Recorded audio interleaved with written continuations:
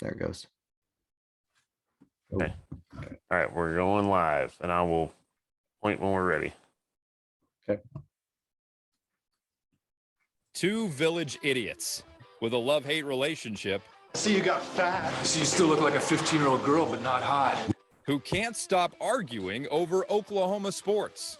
You know what, man? Why am I still talking to you? Come on, we were doing good there, man. It's the Just Okay Sports Podcast, hosted by Troy and Daryl.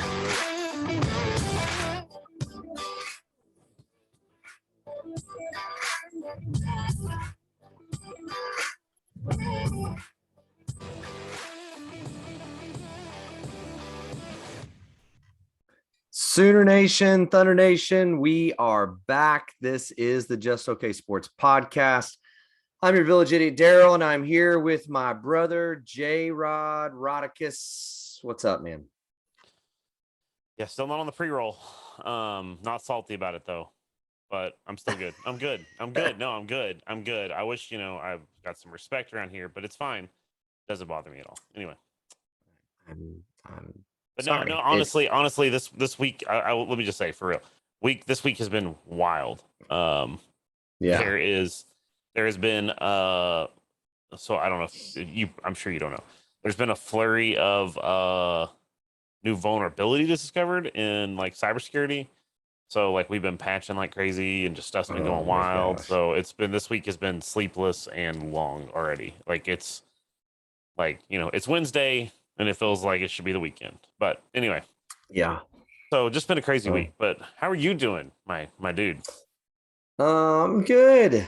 We continue to battle a sick kid every week. So that's been the thing this week. So Gibson was sick again, which is our youngest, our 1-year-old, sick Sunday, Monday. So I had to stay home and take a sick day on Monday and try and take care of him. And then, of course, Christmas season and church life is a busy season. So lots and lots and lots of stuff happening on that end of things, which is all good stuff, just busy. So, but overall, man, life is good. And then just trying not to get blown away today with our 80-degree day in the middle of December, but with like 45-mile-an-hour winds all day long. Yeah, there was power out here. There's power flashes. I've had about 10 surges at the house, so it's calmed down here. The wind has the last probably like couple of hours or so. It's really calmed down, so hopefully we're past that part of it. But I think we're supposed to get severe thunderstorms tonight, maybe. So it's the welcome to Oklahoma, where it just the fun never stops. I mean, it's just constant. So crazy. So, but you're not here for any of that, but we still share it with you anyway. What you are here for is today, as of December 15th, is the early signing period today, where athletes are able to finally put ink to paper and makes it official. It is no longer just a verbal commitment. It is a true commitment to a university. OU closes out with 15 commitments today, fully signed, 13, I guess, signing. They still have 15 commits, I believe is what it is. 13 signed, I thought it was verbal. I thought it was 15 and 2 verbal. Man, we are so good at this podcasting thing. I'm telling you. Such a good counter. Anyways, But what I can tell you this is for sure. Rivals has OU ranked the 15th class in the nation. With what they have right now, a 247 has them as a top 10 class in the nation. So let's start there. How do you feel hearing that 15, 10, somewhere in the 10 to 15 class range after a few weeks ago, as it seemed like Riley and all kinds of other things were walking out the door? How does it feel to hear 10 to 15 on the class ranking for you, Jared? Well, okay. I want to preface all this by saying it's been hilarious, in part because the Texas fan base has, I guess, tried to pile on that their recruiting ranking is higher than ours. Yes. And so there's been people, I've had several people that have tweeted at me, and one guy was like, well, we're going to he was like, you guys are going to be Nebraska. And I was like, why would you think we're going to be Nebraska?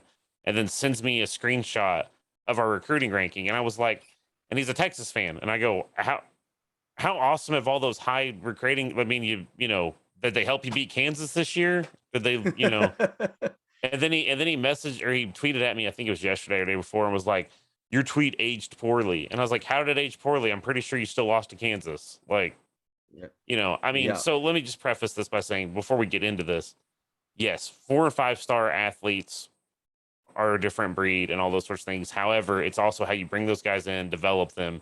There's 3-star guys that end up being freaks. Jeremiah Hall is one, for instance, right? That just came because I just shout out to the podcast on the Prairie. Yeah. He mentioned that today, or I guess it came out today, but he mentioned that on their podcast. Anyway, but no, when you look at this class, like honestly, the fact that you had your head coach, pretty much let's just say half your staff leave. Yeah. Including your head coach. You bring in a new staff that basically has a week, we'll just call it a week, to throw something together, and they end up keeping a top 10 class together. But pretty good. It's when you look at it, this is what's funny. Everybody's freaking out. Like I've seen people, well, not everybody, but a lot of people are freaking out, like OU fans, like, oh my God, Doom, like we're not. Like, look, guys, just chill for a minute. Like I said, you got to look at the scenario we're in. And for one, Venables has already said that they've got guys that they're still going to commit and that they're going to hit the portal very hard. Mm-hmm. So it's like, I feel like this is to me, this is maximizing a bad situation or maximizing the good out of a bad situation. So if you had told me a month ago or whatever, it feels like a year ago that all this stuff transpired with Lincoln Riley and all that. But if you told me back then that we would have been, we're good. So in that circumstance, I do feel a lot better, but still, it is what it is, kind of thing. Yeah, I completely agree. I kind of was at the reservation of, look, if we can hold on to a 15 to 20 class, that'd be a win. It was kind of where I was, right? Yeah. And then, you had some guys we knew, and like, for instance, we knew Raleek Brown was gone. Like that, like everybody knew, which is a 5-star. You're losing a 5-star out of the class right there. And then there were going to be others. And so I was just kind of like, let's just get in that 15 to 20 range, right? Like, let's maintain in there. I was under the full impression that Caleb would be gone within days of Riley's announcement. As of now, he's still here. And so, yeah, you put all that together with the reality that even then, not only do you have a class that by 247 is ranked top 10, but then you have Theo Weiss coming out of the transfer portal back to OU, right? Things like that.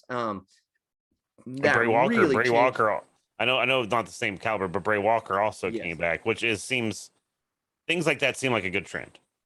Yes, it does seem like a good trend. So, I did not think this was possible. I really felt like we were going to kind of go through a very, still mid-tier to upper tier Big 12 season, and that we were going to have to just put every ounce of effort we went into to build a 23 class that could really help, get this team back to where it wants to be. And instead, you're kind of in a better position. And honestly, if Caleb does leave, the fact that Levy's able to go out and get Evers and Gibson, top 5, top 10 at their position, wide receiver and quarterback in this class, does that fix it? No, but it does give you now an option where you're like, okay, like we've got something to build around here. And again, the offensive line is going to be in a rebuild mode anyway, right? So I feel very, very good. And that's, you have to look at it from also the perspective, because like I'm kind of with you. Like if viewing it as it from the way I would handle it if I was somehow a good recruiter or whatever, and I was the head coach at Oklahoma, I would be like, I've got to maximize. I'm not going to be able to land. Like I would have told myself, I can't land 15 to 20 guys. I'm going to have to land 10 guys that really fit my scheme and are really going to be able to get in and help out, like maximize the guys that I focus on and just try to nail them down as hard as I can. Right.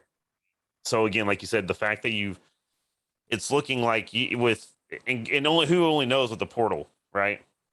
As things and you're looking like you might actually get 20 or so guys to come in overall. So, I mean, like I said, Brent Venables has already said we're not done. So, well, and just to give some perspective on some things, we talked about this. I don't know what it was, maybe a month and a half ago in this class. Okay, I'm going to go down the top 10. I'm going to just say these numbers and then just kind of stick with me. All right. 26, 24, 26, 18, 27, 24, 21, 17, 24, 15. Now, those numbers are the number of recruits in the class, right? So on 247, that's OU in the top 10. The only schools close to OU has 15, which I confirmed. There are 13 with actual signed letters and 2 verbal. So this is their 15 commits they have, okay? But you're going up against Michigan at 9 that's got 24 commits. Of course they're going to be ranked higher, right? Because they have more players to get points. Now, North Carolina, man, amazingly, 17. So they're right there on the same plane as OU, in my opinion, right? Then 21, 24.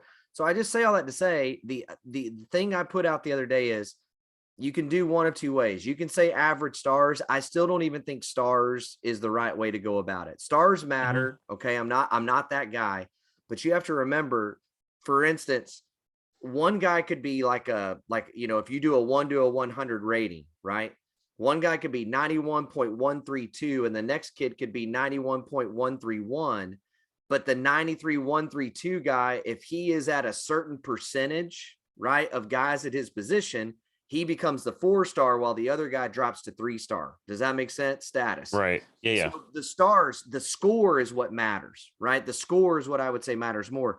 OU right now sits at number 7 on the average score per player in the composite of 247. And I always say, I'm not saying I love 247's scores. I like their composite. It pulls everybody's rankings together, puts it in a number, and OU sitting at 7. They're at 91.49. So Texas fans that have been tooting their horn, look, they have a good class.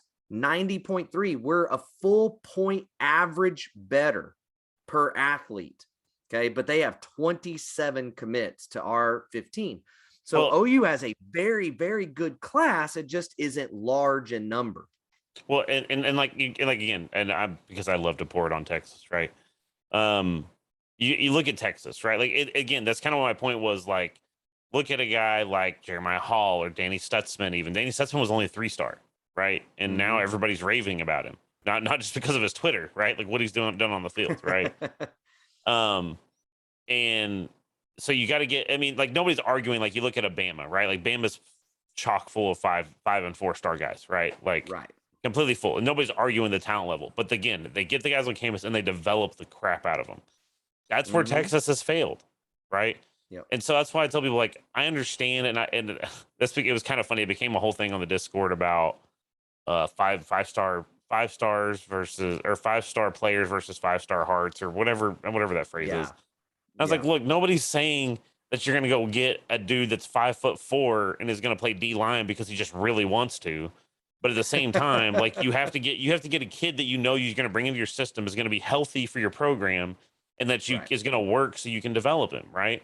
You like I said, again, look to Texas. This is what cracks me up, is like you can point to Texas for all this. There's a lot of guys that have come through in the last 10 years or whatever, however, it seems like forever that Texas has really been relevant, right? But in those 10 years, you've seen a lot of guys come in that were more worried about the name on the back of a jersey than on the front, and just really were just kind of divas and didn't pan out.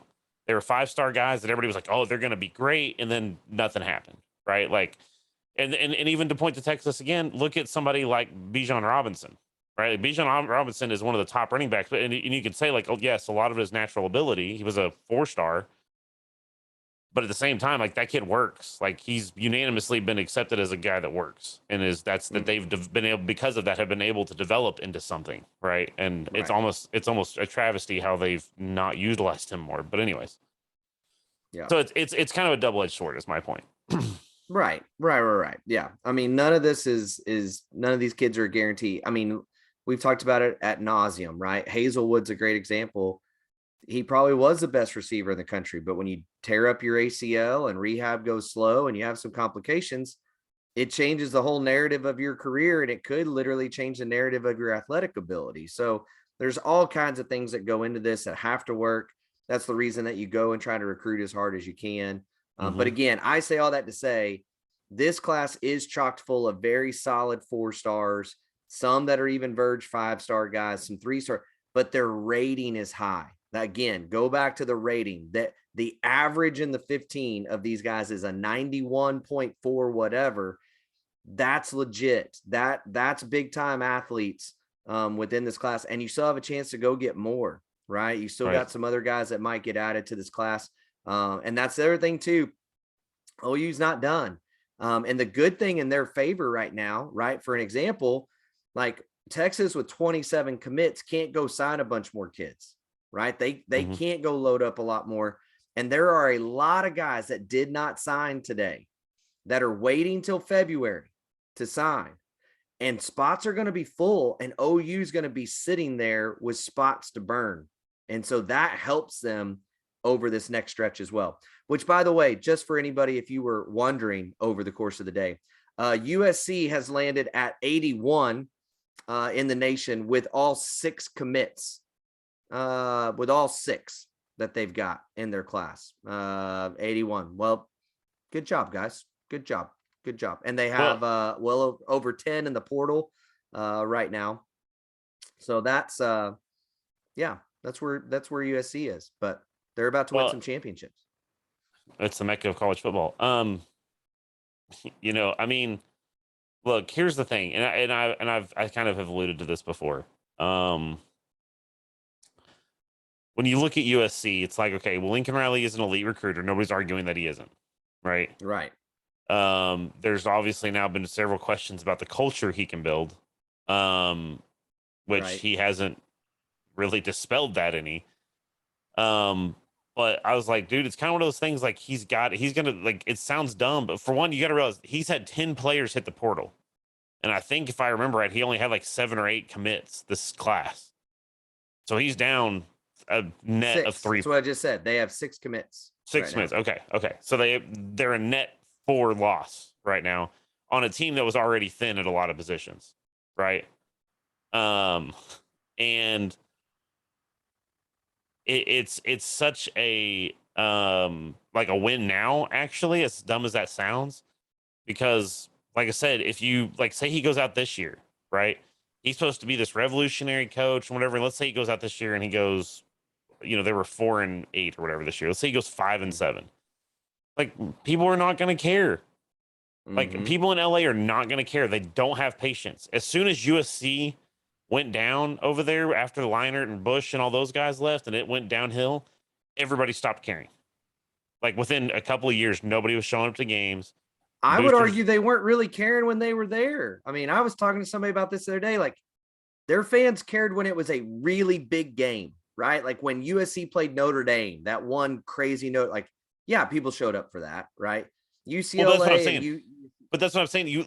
This year you saw the USC UCLA game, and it was like most of the fans there were UCLA fans and USC fans. I mean, the stadium was half empty anyway, right? Or even USC Cal. Like, USC Cal used to be a fairly big game, not like massive, but you know what I mean. Like, if there's a little bit of rivalry, interstate rivalry or whatever, dude, there was like 1,000 people in the Coliseum. It was like, dude, it was a joke. Yeah. You know what I mean? Yeah. It was literally laughable. So that's what I mean is he's going to have to figure out a way to turn it around, or else it could get nasty for him. I mean, I get the allure of LA, but like, as a matter of fact, and I think I text this to you.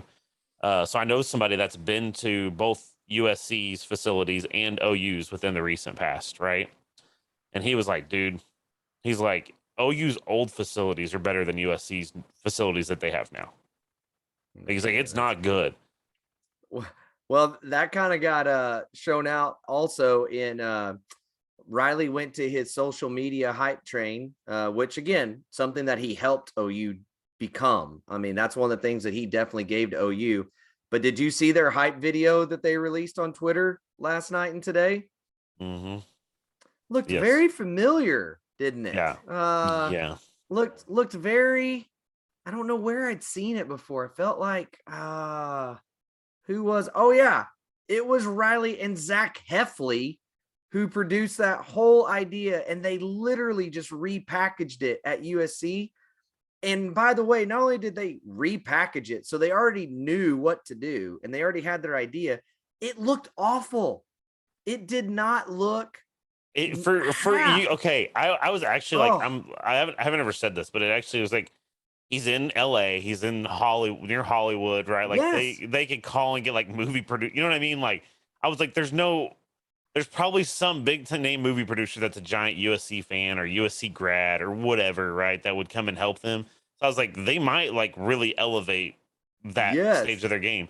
And I watched that, and for one, holy cringe. Like when he takes it, he's like, let's get started. And I was like, we're signing 6 guys, baby. Like, better get to work. I better get up early for this. So there was that. And then the quality was just trash. It was not very good. It looked like, as a matter of fact, Nemo says, first thing, I forgot to mention this. He also said, it's not the mecca of college football. It's the mecca of NASCAR, which is hilarious. And oh my gosh, that's awesome. And he said it straight looked like a B movie. It did. Like, it actually, like, there's parts of it. Yes. So my buddy Scotty's been staying with me for a while. He's in town for a few days, and he's really into like the B movie sci-fi, like giant squid versus mega octopus or what, I don't know. Like, I've seen some absurd things, but it reminded me of that. Like, nothing looked good. Like, it looked like somebody had a passing familiarity with what stage lighting should be, and they were like, just go at it, my guys. Oh like, man, it was so bad. So bad. And then not only that, but dude, the number of comments today on people posting a picture of Riley's office at OU and then his cubicle that he's in that one with just postcards taped to the little cabinet doors on his desk. Oh my gosh. I mean, that alone is what. Well, dude, I gotta say, dude, the one thing that's like kind of just, even if they didn't go hire a professional producer, you're telling me that the USC like film department doesn't have somebody that the professors are like, hey, they this have like guy. They have like a major film school there. Like, yes, you know what I mean? Like most, like saying. there's been several directors, and I even think like George Lucas at one point donated like $10 million. You know what I mean? Like, so I've got a vision, Lincoln. Let's take your cubicle desk and let's put some postcard looking pictures all over it and really doctor that up nice. And what's funny is you can see the postcards 10 times more. They'll stand out and draw your attention more than the 3 Heisman trophies that he's covering up, shoved like into the corner of the desk right behind him. When you look at it, it's hilarious. It's hilarious. Let me just say this, dude. Lincoln Riley for the next year at minimum is going to get ratioed to death. Like, it's not going to be pretty for him. He's going to have comments disabled. He's going to have to. Yeah. Well, he already did. You saw that, right? He disabled. Well, he disabled them on the one tweet, right? Did he disable it on all of them? Like, yeah, no, his account, that comments are disabled on the account, period. Yeah. I mean, like, and let me preface this.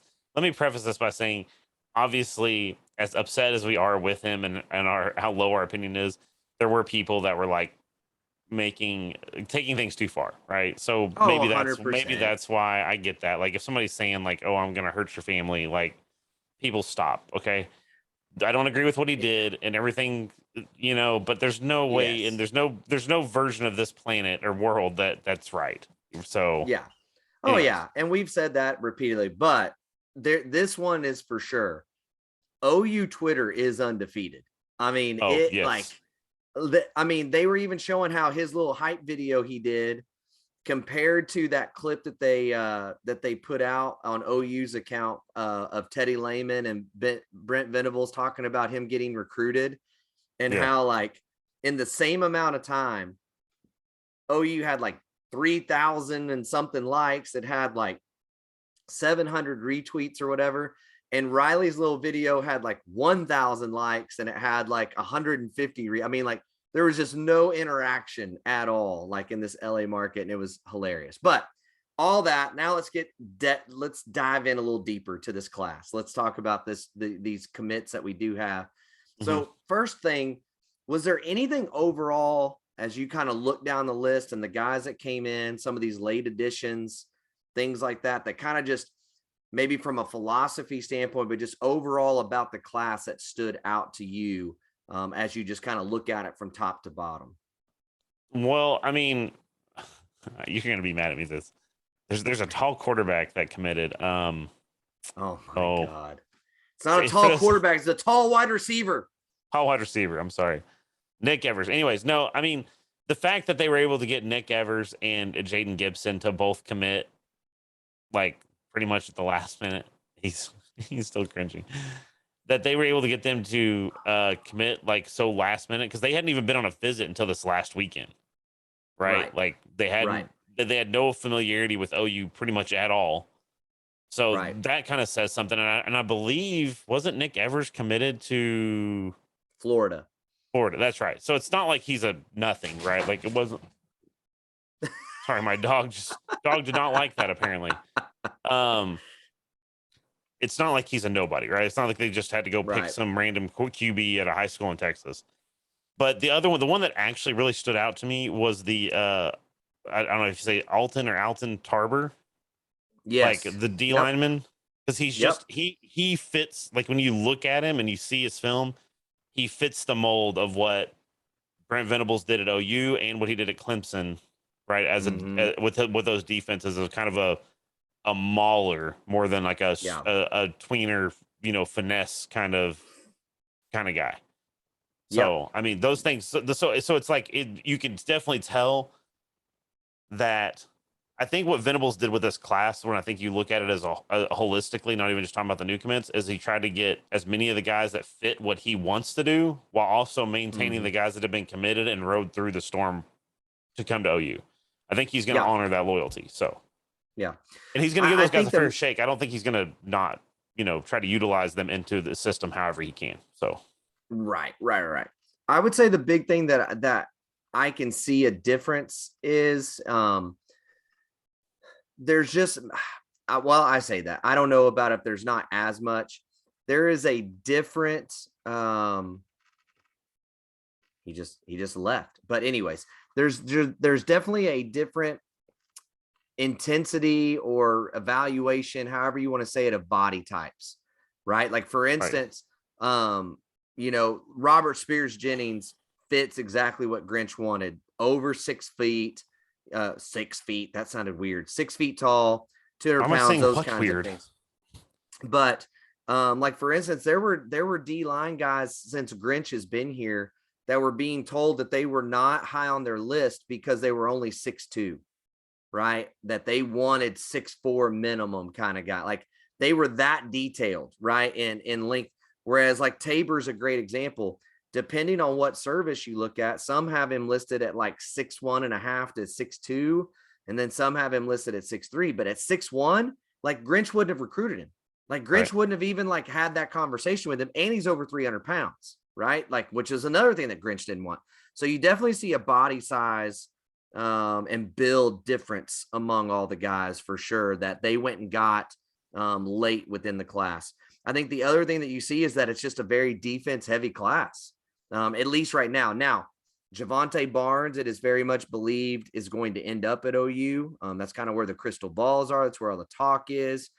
So you still have that out there. You still have Devin Campbell, an offensive lineman that is down to us in Texas, which would be a huge get for this offensive line. We need that kid like crazy. And there's a few other, pieces out there that you could still go get. But I mean, as you look at it top to bottom, I mean, it's linebacker. It's Gentry Williams is definitely a safety or corner, DB, linebacker, another athlete that's going to play safety, defensive tackle. It just seems like it's got a little bit more that could lean towards the defensive end of everything. So, but I do agree with you too, that the ability for Levy to go in and get Evers and Gibson kind of at a moment's notice, I think says a lot about Levy and what they thought of him and the way he recruited them at Ole Miss, and Evers probably is not in that room if it's not for Florida having a tough year and Dan Mullen being fired. So that's a big get. And I I wouldn't say I love his tape, but I think it's very good. It's a very good tape for sure.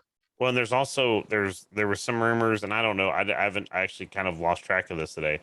I think his name's Kanak from yes from Kanak. I'm not sure what the right way to say it is. From Kansas. I think he's from Pace, Kansas, I believe. But there was some smoke because he was committed to Clemson. Right. And that's another thing that I kind of like to talk about. I know that I don't even think we put this essentially in our outline, but no, that's a good call though. Talking about there's Venables, I think even himself has said, I mean, it's been pretty publicly made that he's basically turned away kids that decommitted for Clemson. He was like, no, you need to commit back to Clemson. Like, don't follow me. And people were like really upset about that. Right. And people were like, why would you do that? Why would you turn down recruits? Like he didn't steal his entire defensive staff. He didn't go steal all of his recruits. And I said, look, guys, he doesn't want to be Lincoln Riley. Right. Mm-hmm. Like he can do that and he could have some short-term success. But the problem is then everybody's going to negative sell him and say like, dude, he tries to play loyal, but he's not because he stole everybody from Clemson. Right. And I mean, I do think he wants to maintain that relationship with Dabo. I mean, I do think there's a genuine aspect to it.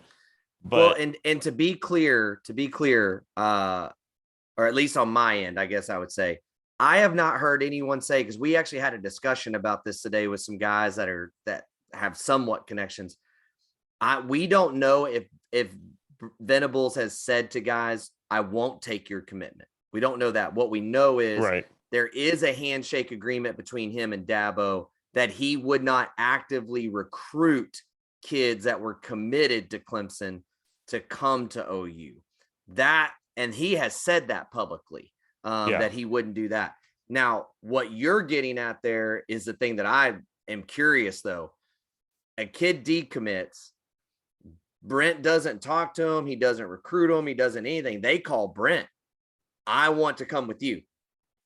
Like, I want to be where you are. And if you're not at Clemson, I'm not doing Clemson. What do you do? And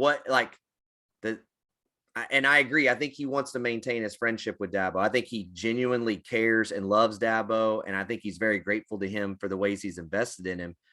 But at that point, like, what do you do? Do you let him go somewhere where that kid might not succeed, that you don't believe in the coaches there, that you don't believe that they'll develop in the same way just to honor this handshake agreement? Or do you take them? And I don't know what to do.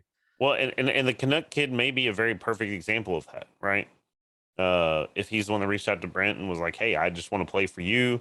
That's who I committed to. That's why I want to come to you. And I want to come see you, whatever. I mean, yeah.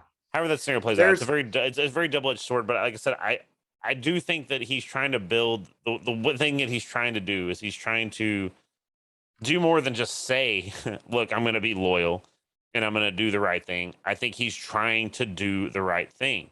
Like, I think if he was immediately trying to poach kids from Clemson, it's like, okay, well, that's as much as OU fans might like getting a 5-star that Clemson had or whatever. Like, it's kind of not a good look overall. Right, like for Brent Venables, and I think he sees that. Like, again, coaches can come to him and say, "Look, this dude says he's really genuine and he's really loyal, but look, he's demolishing the team he just left, and setting it on fire. Like, how loyal is it going to be? He's going to be gone in a few years, man. You know what I mean? Like, it's a negative recruiting thing, and I think that's the thing. But yeah, I mean, so I'm on board with it. Honestly, I know a lot of people. I've seen a lot of people upset about that in the Discord and on Twitter, and I was like, dude, really, if you think of it from a holistic standpoint, right, it makes sense. Yeah. Well, I mean, again, it just shows Brent's character, and you want that character to be shared with the world, I guess, right? Like, you want kids to hear that. I mean, Caleb, for instance, Caleb Williams has talked about that with Lincoln, right? Like how he respected Lincoln when he had Vandegrift committed, that he legitimately didn't recruit Caleb, like those kinds of things go a long way. And so now you can burn it down really quick, but those kinds of things matter. So coming back to this class, is there anybody that you look at in this class, Jared, that you think, okay, that's a kid that as a true freshman could really come in and make a big impact for this team right away? So I said this, we had a discussion about this. I don't know. It was one of our early pods. I think it may have been a preseason pod that we talked recruiting, and I said Kip Lewis, and I'm sticking to it because I just think that kid's a freaking animal, dude. I think he's got some special juice, and I think that he's going to be good because further thing is there's obviously like, you've got some of those guys that are leaving. I mean, Asamoah's leaving, which was kind of a somewhat of a surprise departure, right? Even like I've even heard some people say like if they could bulk him up, then he could kind of play like a Nick Bonito sort of role, or I mean, he could kind of be a few places as a linebacker edge guy or whatever. So I think that's probably my guy, just because I think that I just look at him like when you watch his film, the dude's explosive. Looks like he's getting shot out of a cannon. So yeah, I'll give two. Well, I tell you what, I'll give two and then a possible third. How about that? I think that Jayden Gibson is a guy that really could. I finally watched his tape tonight, right before we got on. Watched about 10 minutes worth or so of him. Mm-hmm. We do not have anybody with his height. Thank you for reminding me yet again that he's tall, and we offered him and he committed. Is there a tweet about it or anything? So, oh my gosh. So by the way, if y'all haven't picked up on this joke, in our Discord, since the day that Jayden Gibson has been offered a scholarship, my brother and about 3 other people have just continually posted over and over and over, hey, we offered a really tall wide receiver like 1,000 times. And me and Nemo are done with it. We are done. It is ready. Okay, but you have to understand. Anyway. Hang on, just real quick, to make a reference to the reason that we made this joke is, for one, you are the most guilty about reposting things out of anybody. So that's kind of how it started. Yeah, not 5,000 times. Anyways, so yeah, that's fine. The joke's always on me. Yes, it is. But Jayden Gibson at 6'5", and again watching his tape, he has got legitimate speed. He's got good hands.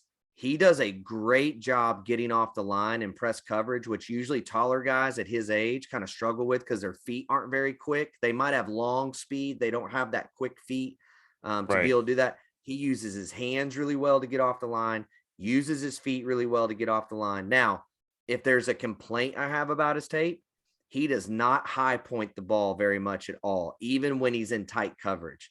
He kind of just stands there and goes, I'm 6'5", and I'm just going to reach. And that's not going to work at the college level. Now, he does have 1 or 2 where he does, but I would like to see that more. But he's got a chance to play, and especially in a Levy offense. The second guy that I think that really could be an impact guy right off the bat is actually Robert Spears-Jennings, because I think he's going to play safety. And I'm telling you, the more and more I watch that kid, he has got juice athletically. And you are talking about a kid that is 6'2", 200. When he's playing defense, he tackles with physicality. He plays with aggression. He plays with violence, right? Whereas I know a lot of people are going to say Jaden Rowe. Jaden Rowe has all the tools. I just don't see that confidence and that violence yet on the defensive end. He's got the build. He's got the speed. He's got everything. If he gets that, it'd be in. But Robert Spears-Jennings looks like a guy that can go right now. And then he's played offense like crazy. So he's got great ball skills. Those 2 guys, right, for sure. If Kennedy Brooks leaves, Gavin Sawchuk, I think out of his class, dude, I mean, has an absolute chance to jump in there. If Brooks stays, he won't be as much of an impact. But I think if Brooks goes, watch out for that kid. Well, okay, and then let me, because I know you asked me for say 2, and I gave 1.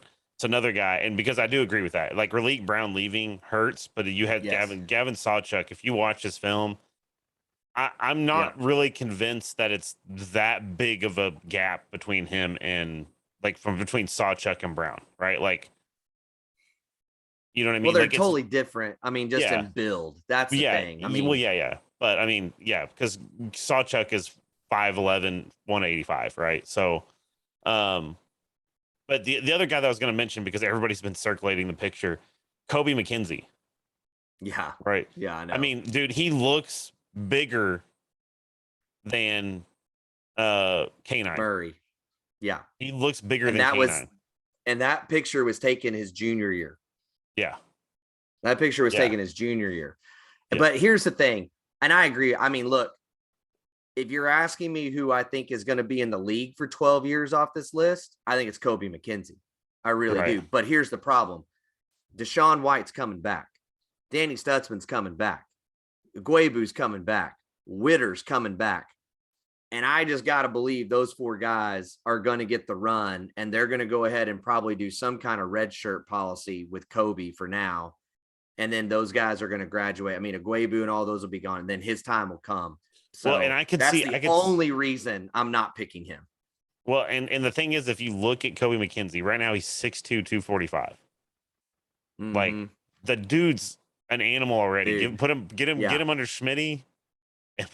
Boy, woo! I'm scared. Dude. Anyway, yeah, I mean this class, but again, and that's one thing about this class is when you look at it, again, like I said earlier, like I thought you get 10 guys that just really plugged into your system and could play early if you needed, and you got 15. You know what I mean? Like pretty much all these guys, like you could point to pretty much anybody on this list. And I probably wouldn't argue too hard if you said you knew that they were going to play next year or whatever. You know what I mean? Like there's a lot of talent. Anyway. Yeah, absolutely.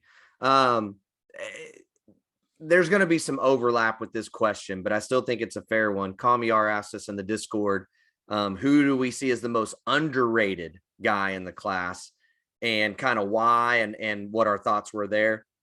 And I think I know who yours is, but go right ahead for you. Well, wait, who do you think it is? I think it's Kip Lewis for you, but I don't know. Well, yeah, I would say, but I've already referenced him. So I was just gonna say Tarber. Because he's a 3-star guy. You know, I mean, and it kind of boggles my mind that he's a 3-star, because if you watch his film, dude, I mean, I don't know enough about high school football across the nation, but it's like, dude, he is not only does he destroy guys, but for a guy that's his size, he can actually move. He moves. Yeah. So it's like, it's kind of one of those deals that I think you actually might have been able to find a diamond in the rough. Now it depends on several other factors, but I just think the fact that he's a 3-star, it's like, dude, to me, he looks like an easy 4-star. Yeah. Right. But so that's why. But yeah, I mean, Kip Lewis is probably mine. I'm a big Kip Lewis fan. So Kip Lewis, if you make it, you want to send me a jersey, it's cool. You know, I'll be your biggest fan. But anyway. And I mean, again, I said it earlier too. My most underrated is Spears Jennings, and I understand why.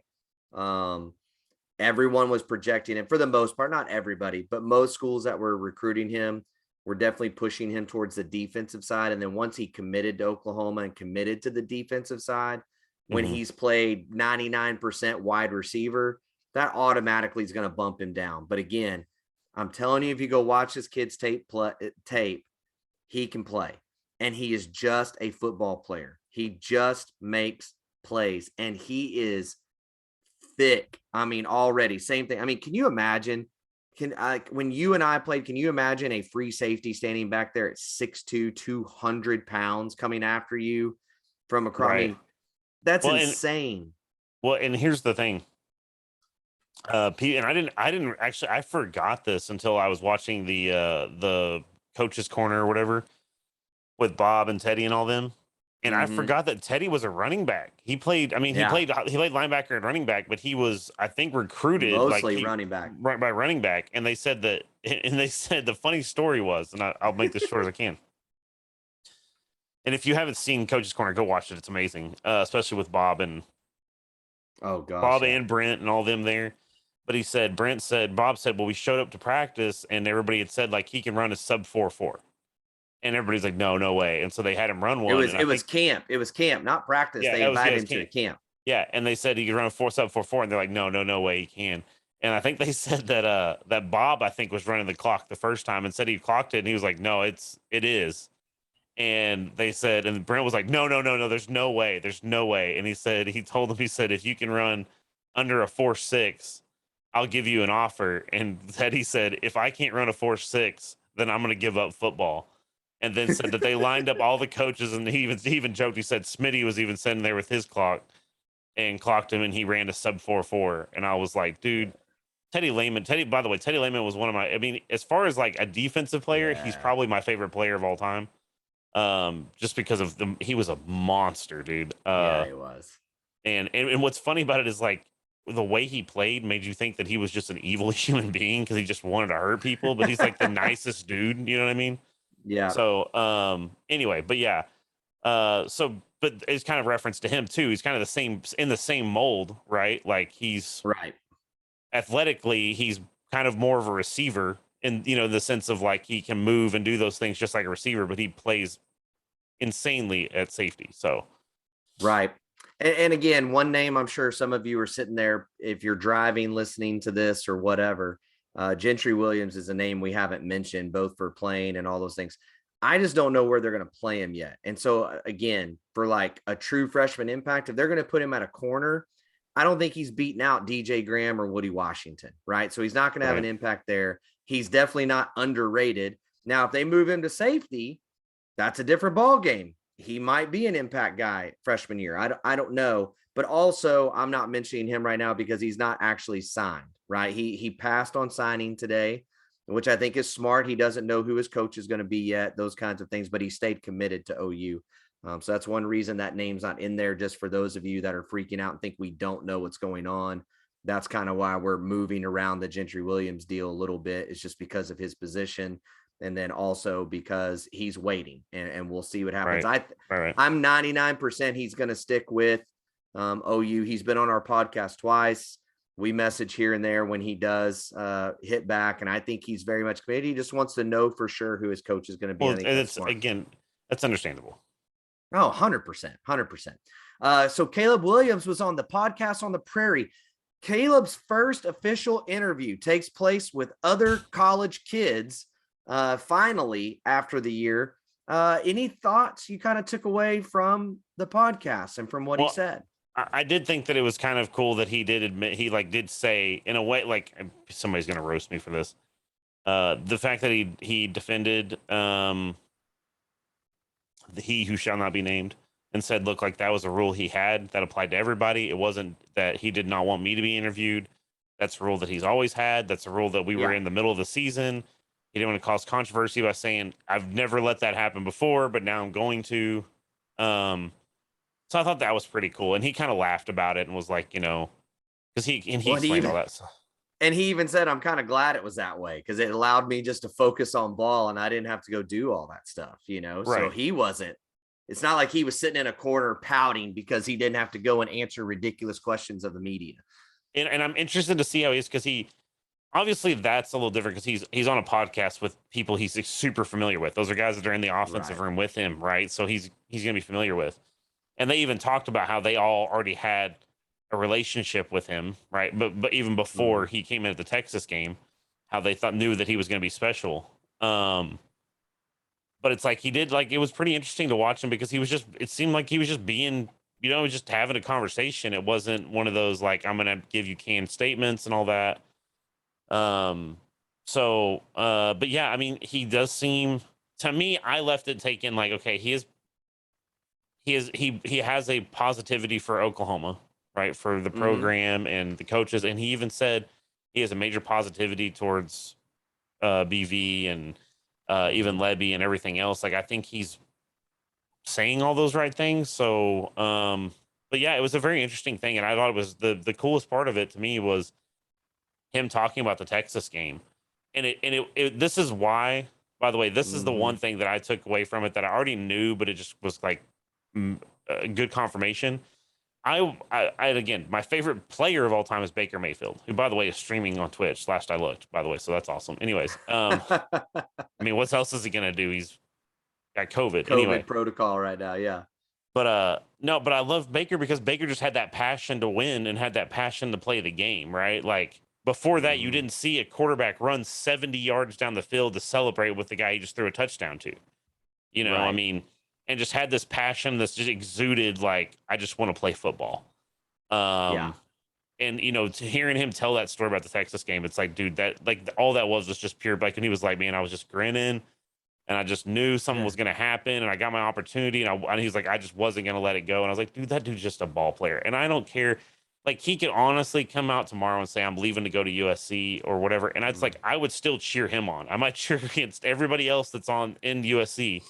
But I will cheer Caleb. Caleb has earned a fan for life from me. So, Kip Lewis and Caleb Williams, those are my boys. Yeah, I mean, I thought overall, I felt like I thought he was very reserved, I guess is the right word, in his comments about Riley. but I felt like his tone and his body language was calculated. In other words, I'm not very happy about any of that, but it is that man's choice. But the way that went down was not cool. Now, he didn't say those words. That's my taking of it, right? Yeah. And he was those kinds of things. Well, he was very loose and kind of, like I said, he was just cutting it up with the boys. And then when they asked him that, he kind of sat up a little bit and you could tell that it was I say you can't tell, but you could feel. I'm not a body language expert, but you felt like he was like the wheels were turning in his head to try to really make sure that he said the right things in the right way. And he even hinted, as a matter of fact, he kind of hinted towards that with Spencer, where he was like, look, me and Spencer weren't best friends, but he's like, people try to make a story out of something that wasn't there. And he's like, I was never going to come out and bash him. I was never going to come out and say something negative about him. He was my teammate and we weren't best friends. But he goes, there's a bunch of other people on the team that I'm not best friends with. He's like, but they're my teammates, so I'm going to support them however I can. And it's like, I think that's the same outlook he really has with Lincoln, right? Like, it's just, look, I don't want to drag you through the mud. It's even though I may even have a right in that situation. I think he just wants to let it go, move forward. Yeah. And so I think, the way he talked about the OU Texas game, his teammates, things like that, just made it very much seem like OU definitely has a shot here at keeping him around. Again, if my interpretation and my feel of how he talked about Riley is accurate, I don't know that at USC is like his top landing spot at this point. Yeah, no, I don't think. And he even mentioned, by the way, that was the other thing that stood out. I forgot. He talked about being angry through the season, and because he wasn't playing and things weren't going great. And if you also remember, Braden Willis and Jeremiah Hall both said, we thought you were going to take the job in the spring. Like, as soon as spring practices started, we were like, oh, dang. Yeah. And he goes, and then you cooled at the back end of spring. But like, I thought you were stealing Spencer's job right from the get-go. I mean, so there was some frustration level there, obviously, with Riley behind the scenes of the things he was doing in practice and the things that he was, accomplishing, and it not getting really recognized, and then, you got to wonder, to me, again, my mind goes then down the track. I wonder how Caleb felt about the way Riley talked about him. To know that you had teammates saying you're going to win the job, like, we can all see it, right? Like, we see you out playing this guy, but then you're still sitting on the bench. And then when after the game, hey, wasn't that a great play? Well, yeah, but Caleb had a lot of mistakes. I mean, it was like he could not bring himself to praise Caleb at all. And so again, I don't know that USC is gonna be at the top of his list. A couple of quick thoughts. We were talking about this before the pod. People forget that Maryland was in his top 3. Now, I know that's his home school, and a lot of people say, well, he was just, remember that their head coach is the former OC at Alabama. And before he left to go there, Alabama was a school heavily recruiting Caleb. He's an OC that developed Tua. He's an OC that worked with Hurts. I mean, that guy's got a track record. And so to think that Caleb just wouldn't go back to his home state school with an offensive coordinator he knows, and then there's still rumors of Joe Brady landing somewhere. So I think those are all factors that we still have to wait on and see what happens with as well. Well, and I think, I mean, again, I don't really blame that he's got to see how it's going to play out, right? Yeah. Like he's got to wait it out. Like, there's no, I mean, he's probably, I mean, obviously he's met with Levy and he's met with Brent and he's met with the staff that they have in place now. But you've really got to, that's not enough time to build a relationship, right? Like, to really build and figure out, like, this guy, I want to play for this guy. Like I said, I think they have a real shot. I don't think USC, like, I would say USC has a snowball's chance in hell to land him, because again, it's one of those things. He's going to go play for a school that hasn't proven anything. Caleb's basically said, and his family has said, they're trying to maximize his potential to go to the NFL, right? Yeah. And so is USC going to provide that? Like, maybe they could, right? But it's like there's 20 other options that are better than that. If not, I mean, more than that, apparently 89 options that are better than that. That could give him a better shot at going to the NFL if that's his goal, right? Like I do think he really had a good relationship with Lincoln. I mean, he even said on the deal that he was like, I was going to walk on. Like we called him and said, Coach, I'll walk on and I'll earn my scholarship. Right. And he said, and he goes, and this is the CEO mindset that he has of take that offer and give it to somebody I'm going to be throwing the ball to, or that's going to be blocking for me, or that's going to help me get the ball back for me on defense. Like those were his words. And it's like, dude, the kid's got IQ. But anyway. Yeah, for sure. It'll be interesting. Now, by the way, I didn't tell you this before. So I was in a Twitter space this week with Danny Stutzman's dad, Steve Stutzman. Mm-hmm. And of course, somebody asked him about Caleb. And he goes, hey, man, I don't know. I don't ask those kids that stuff. I don't get any of that stuff. But this was his response. He said, but I would say this. Last I checked, there's no Caleb Williams name in a portal. Last I checked, since that last game ended, he has been working out, practicing, throwing, and doing everything he's supposed to do with his teammates and preparing for a bowl game.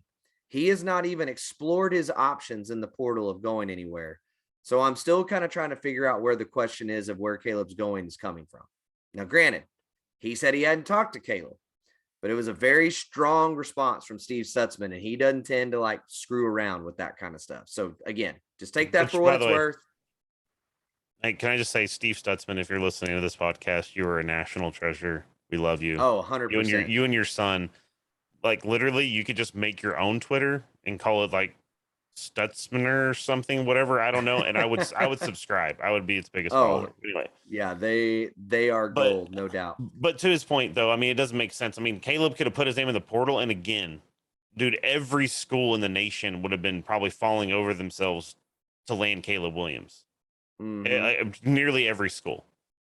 So it's kind of one of those things. I think that, and again, the fact that he was going to walk on at OU, I think if Lebby and company can prove like, hey, we're going to put you in a position to not only succeed here, but go to the NFL, and we're going to develop you and make you an even better player. Like Caleb said, like, I'll work. Like, it's not, that's not a question. So I think we'll see. It's like you said, the end of the year is a ways off. So. Yeah. And then the other announcement that came down, I believe today, that came down is Michael Turk announced that he will not be going to the draft, that he will stay at OU for another year. And then not only does he put that out there, but then also sends a tweet and says, hey, Caleb Williams, you going to let me punt some next year? So that seems to be trending in the right direction. Yeah. And I need to look. I was like, I doubt he was going to. But I was like, I really want to see if Caleb ever said anything to him. I would assume not. Yeah, I don't think he said anything. I doubt it. I doubt he's going to say anything. So that's all that's going on with the team in that regard. Braden Willis still has not announced if he's coming back or not, which I hope he does. I think he'd have a great year next year. And same for Kennedy Brooks. So we'll have to wait and see what happens there.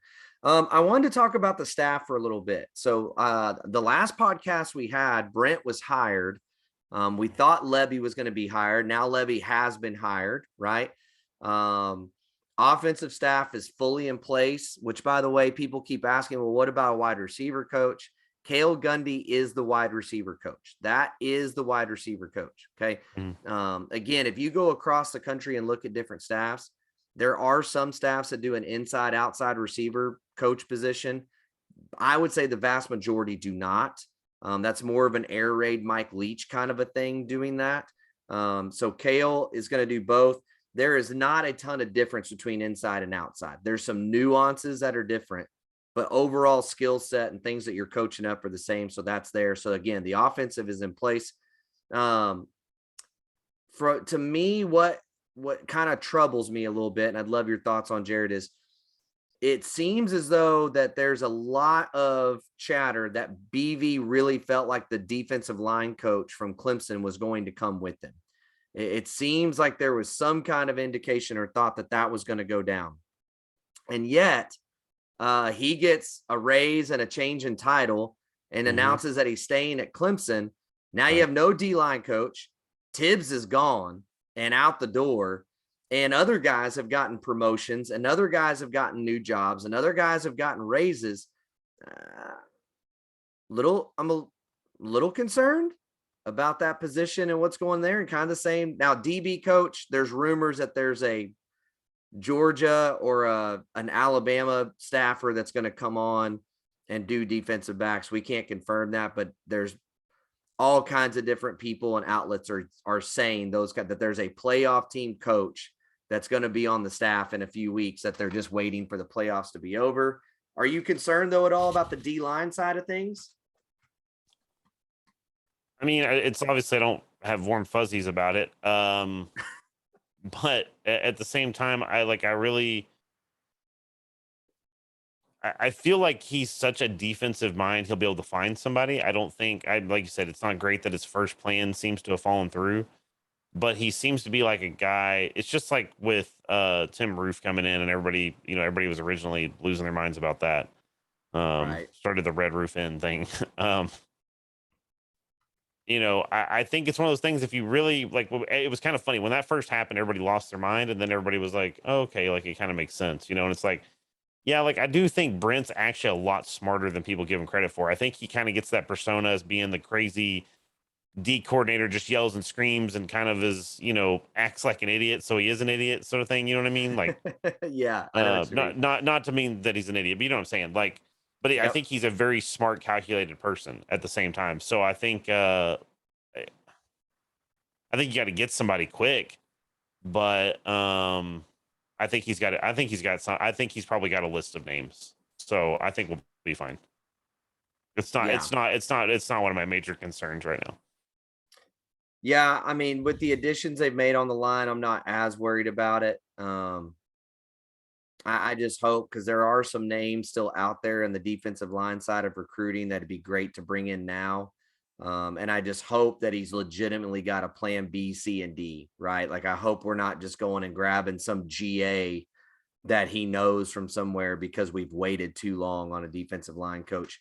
By the way, another thing that Steve Stutzman said in the space the other day that was very interesting. Steve played at Baylor when he was in college, so he's got quite a few connections still to college football. And he knew a guy who had played with and coached with Roof, I think. I can't remember. There was a connection there. And so he just reached out and said, hey, what do you know about this guy?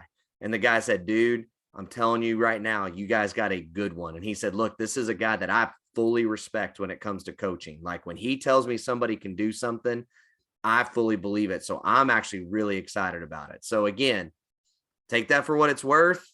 I didn't press on that or anything like that. But when he said that, that has been the thing that calmed me down with that hire and giving me some hope. And again, and BV does too. I don't think BV's an idiot. I think he knows what he's doing. Well, and just real quick, like, people were like, well, he's never had a very above average defensive ranking. I was like, dude, look, defensive ranking is such, like, I'm not saying you can't look at it. Like, it's definitely a metric to look at, but you're looking at it in a vacuum where there's a million other variables that play into that, right? Like, is the head coach just not helping you recruit, or, are you're at a school that you can't recruit to because it has no tradition or success? You know what I mean? Like, there's just too many variables that I don't even want to get into to that. So, but yeah, I mean, Venable seems high on him. And I've even seen some of, like, the talking heads be like, that's actually, like, he's pretty good. So, we'll see. And plus, BV's going to be calling the plays on defense. So, yeah, absolutely. Any initial thoughts on the bowl game as a whole? Well, I do think it's interesting. Did you see the news today about Odom and them coming back? Oh, that Odom's calling. Yeah. I've known that for a little bit. Yeah. I said, look, I love Odom. Okay. I've met Odom in the past. He's a super nice guy. His family is insanely nice. Yes. But yeah, it's salt of the earth people. But anyway, I think he wanted to stay at OU. I think he's loyal. I think that's what he wanted. I think the staff came in and said, look, like, we're going to move on, whatever. That does pain me that happened. But if it's, again, one of those things, like, it sucks, it really does. But that's kind of the tough part about being a head coach or the CEO of a program and saying, like, look, we got to move on. I really respect you and love you, dude, but we're going another direction. But I think the fact that Odom comes back shows that he's still loyal to these players. He's still loyal to the program.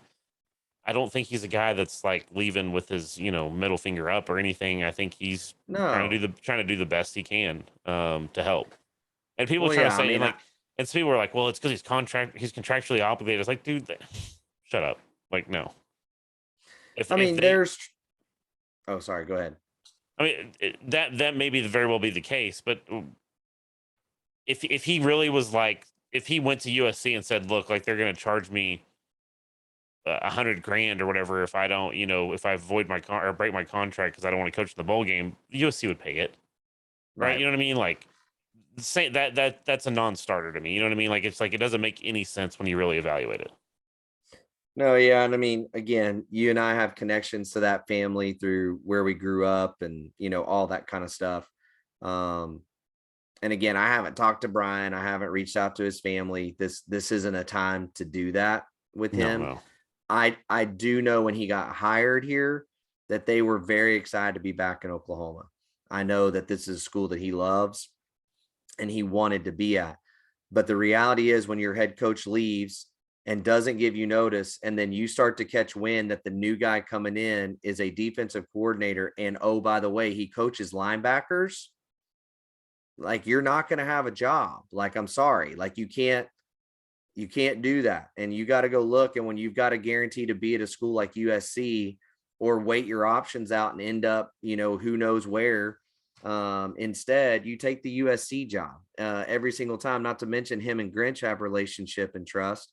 And I'm excited for him because I know for a fact as well, Brian very desperately wants to be a defensive coordinator.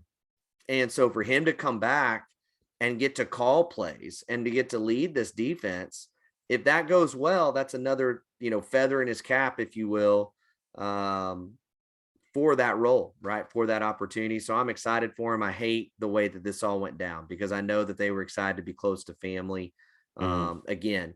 And BV, I think, loves Brian, but again, BV coaches linebackers. And if he's coaching linebackers, he doesn't need another linebacker coach. He needs to fill out in other spots. He only has so many spots to do.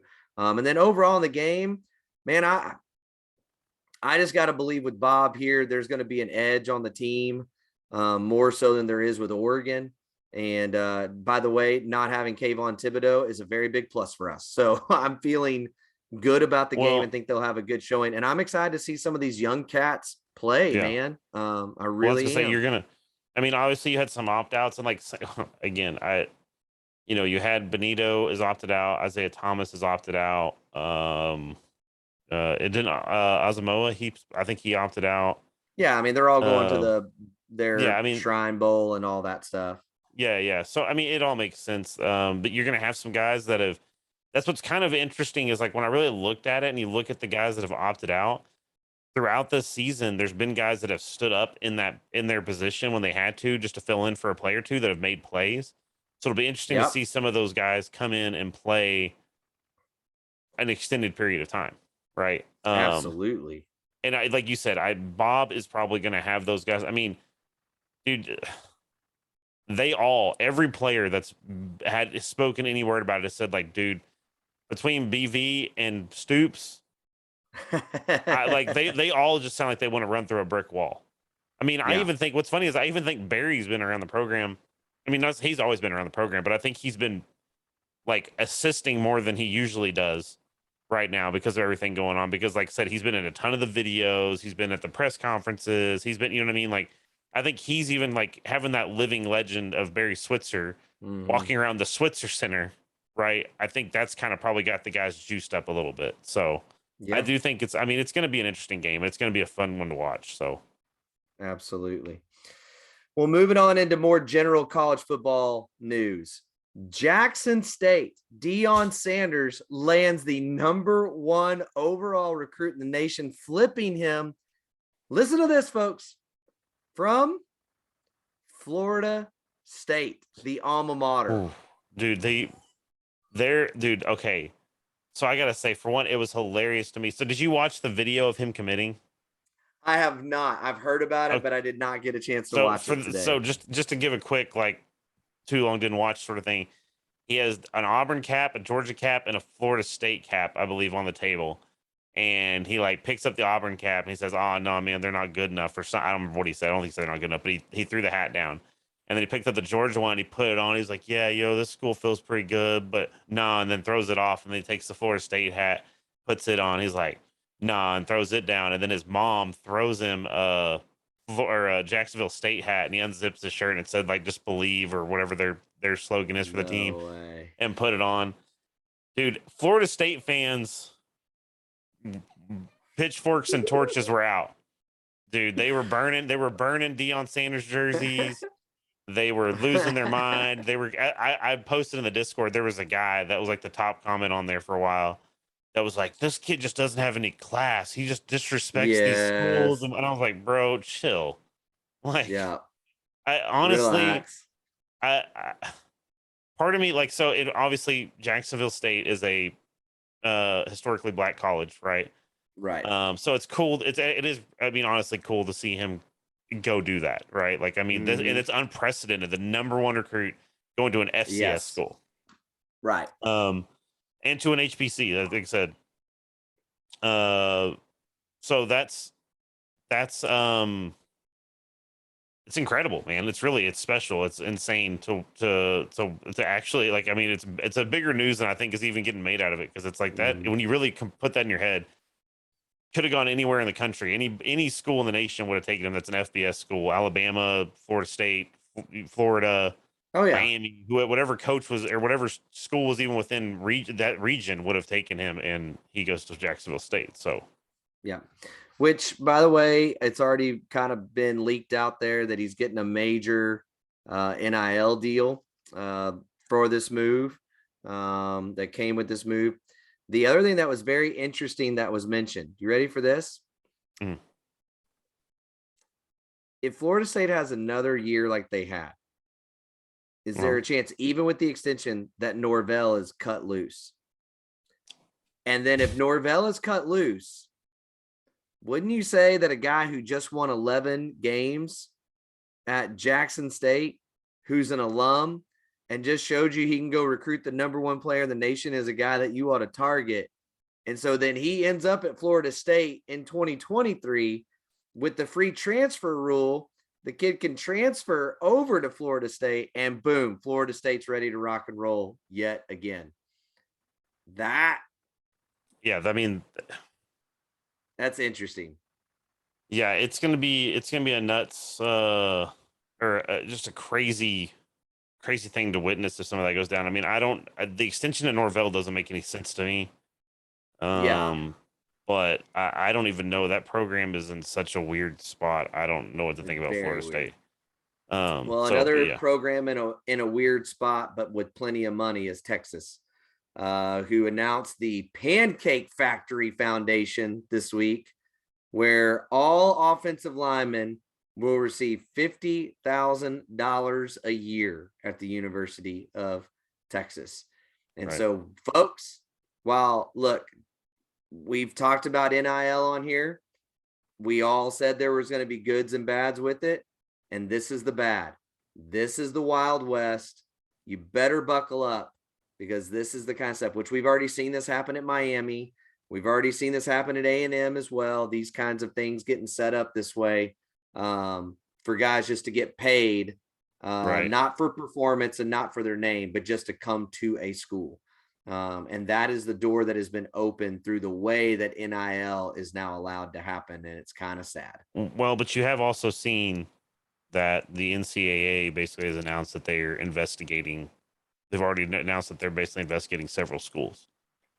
Yes. For violations. And I was like, this seems like one of those things that they may be like, yeah, that's no bueno. I ain't going to fly, bro. I mean, it's things like this that it's going to really clamp down on, right? Because there's no way, like, it tries to get spelled when you read the release, like the press release for it or whatever, it makes it sound like, oh, it's this charitable foundation, like a GoFundMe to just help a college athlete. It's like, dude, nobody's that stupid. Nobody is that stupid. Right? Like, but the problem is that it doesn't matter now.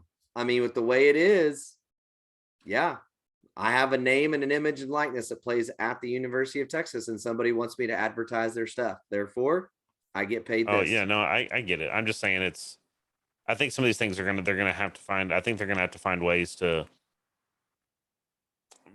trim that back. I guess I don't know. Yeah. Because I agree with you. It's not pretty. I mean, it's gonna be which team's gonna be able to have the most resources. Then it is gonna be Texas and Bama and maybe even USC that are gonna be able to do it. But we'll see. Well, Lane Kiffin said it best. I mean, I thought he's been the most blunt and honest about it. He said, we have full on free agency now in college football. With the transfer rule the way it is and the NIL money the way it is and the way that stuff's going, it's just free agency. And look, I want to be clear. I understand when people say, well, coaches get to leave whenever they want, just like Lincoln Riley did, and then they leave the kids out to dry. I understand that, and I get that. There are things contractually, though, that are done to try to prevent that, right? Like buyouts and those kinds of things, correct? So there's something that gives you some kind of security that it's sticking around, whereas the transfer rule, the way it is in NIL, the way it is, can you imagine being a coach? Like, there's nothing you can do. I can leave whenever I want, however I want, with zero penalty whatsoever. And I'm gone and I'm out the door. I mean, the argument, the counter argument to that is like, look at Eric Gray and Wanye Morris. If they left now, they have to sit a year. Sure. So sure. Like, and it's a tough, I know what you're saying. And I don't disagree with you. The tough part is like those guys went to Tennessee. Tennessee became a dumpster fire overnight beyond their control. Right. And it's like, yeah, probably in those situations, you probably should allow kids to leave if they're going to leave, because it's not fair to ask a kid to have to sit through 4 years of crap because of something that the coach was doing, or the athletic director or whatever. So, but yeah, I mean, and I think even Lane Kiffin said, or one of them said, like basically is like, every day is a national signing day because of how the portal works. So yeah, it's pretty crazy. So anyways, well, that's all I got, man. You got anything else? No. Well, one thing that we've been doing, and I just want to bring it up, TV. Witcher starts this week. I don't know if you didn't watch The Witcher, did you? I think we talked. I'm not a Witcher guy. No, I haven't hit that. You keep telling me I need to, but I haven't got into it yet. Dude, it is. The Italian kiss of it's a good, like it's so good, dude. And then Yellowstone's wrapping up 1883. I think that's spinoff, or 1886 or whatever it is. Yeah, 1883. Yeah, it starts up this. I think this weekend, maybe. I don't remember when, because we don't have Paramount Plus, so I haven't really. Like, I want to watch it, but I don't have Paramount Plus. I just have Paramount Channel, so it's kind of like, I watch the kickoff, but I can't watch the rest. Yeah. I got it because it was on like a sale for Black Friday or whatever, where you got like a month free. Excuse me, it's a trial or whatever. So I was like, whatever, I'll sign up for it. So I think it's actually about to run out. But I've been watching that and like Mayor of Kingstown. It's really good. Oh yeah. So yeah, so there's some good shows, and then of course, like movies, you got Spider-Man's out. If I guess you're watching this in podcast form today. And then by the way, Sunshine just popped in and said, look at y'all all soonered out. I love signing day, baby. It's signing day, dude. Signing day. Walking around puffing my chest out, letting everybody know we won the recruiting battle. And Nemo says he said, I'll probably get pooped on for this, but the Netflix show The Crown is really good. No, The Crown is really good. I watched it. The Crown actually is, dude. She's savage. Yeah, dude. That show is wild. What's crazy is like, obviously some of it's dramatized, but you would also be surprised how much of it is real. Like some of it is based on fact, and you're like, what? Like, but no, I mean, there's a bunch of, but like I said, the movies, you got Spider-Man coming out, you've got Matrix coming out, and The King's Man is coming out. Let's go. I need to, you know what? We haven't even talked about this, but we're going to have to, because I remember you actually were moving to Boston, right? Yep. And the night we got there, we went and saw The Kingsman. Yep. In the theater there. The original, me, you, Troy, and Chris all went and saw it together. So we came out dying, dude. Yeah. So we'll definitely have to see if we can't go see the King's Man together. Oh man. But yeah, dude, it's a good time for entertainment. So I got caught up on Yellowstone, and it's spicing up. It's spicing up. It's getting interesting. It's getting interesting for sure. Very, very much some drama building there. And then as soon as I get done with this, I'm getting caught up on my nerd show. So Nemo, I'm about to get roasted. I'm gonna go get caught up on my The Curse of Oak Island. Is what I'm about to go get caught up on. Hey, why in the heck would you move to Boston? I need to watch. Hey, the seafood was outstanding. Dude, in Boston. So real quick story. When the other thing we did is we went down to the Boston Harbor or whatever. And there was a little a restaurant that was out on on a pier, not far Boston from Sail Off, baby. The Boston Sail Off. Yeah, it was right there next to the USS Constitution or whatever that ship is that's there. It's a couple miles from there. Yeah, it's not too far from there. And we went there. By the way, coldest wind I've ever felt in my life. I was wearing a thick North Face jacket, and I felt like I had knives being thrown through me. It was so cold. But yeah, they were literally had fresh clams that they would get every day. Every morning they would bring them in, and dude, it was funny because you could tell, and this sounds disgusting, but you'd be eating your a clam chowder, and there would be pieces of I found a couple with a piece of shell in my deal. And they're sorry, we shucked them in the morning or whatever. And I was dude, I'm not even a clam chowder guy. I don't. And we went for brunch too, and Chris had that. He had that lobster omelet, and cheese omelet. Yes. Woo. Man, that was good times. But yeah, lived there for 4 years. I'm back in Oklahoma, but my time in Boston was outstanding. I loved my time there. Yeah, it's kind of funny. So I got to tell a quick story too. Speaking of seafood, Scott, my buddy Scotty's in town. He's lived all over the country. He was in Orlando. He just moved to Philadelphia, right? So he's living in a town right outside Philadelphia.